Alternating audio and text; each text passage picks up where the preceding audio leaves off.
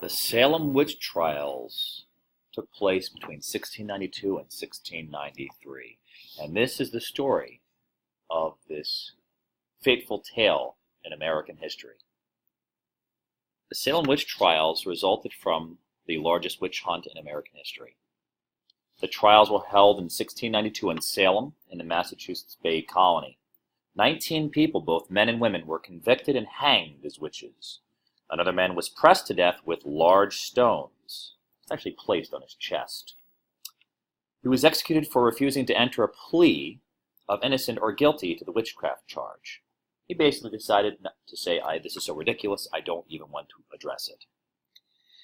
About 150 other people were imprisoned on the witchcraft charges. The Salem witch trials resulted in the last witchcraft executions in America.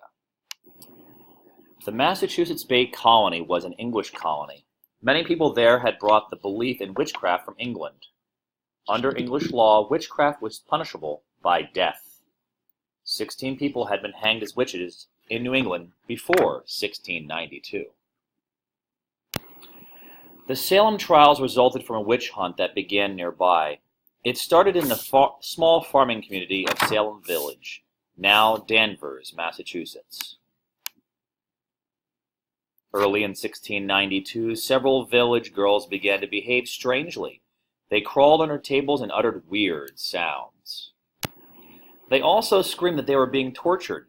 Suspicions of witchcraft soon led to the arrest of 3 women. More arrests followed.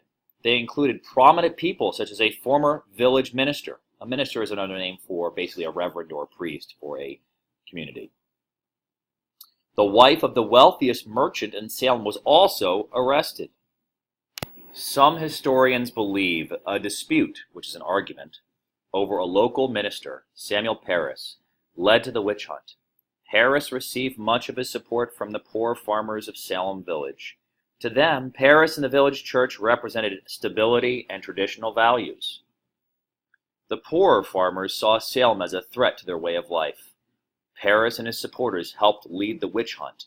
Many villagers who opposed Parris or had links with Salem were arrested as witches. The witchcraft scare lasted about a year.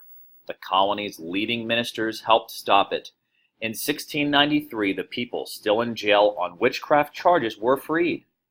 In 1711, the colony's legislature, the lawmakers, those people that make the laws and are elected, the colony's legislature made payments to the families of the witch hunt victims. I hope you enjoyed reading and hearing about the Salem witch trials.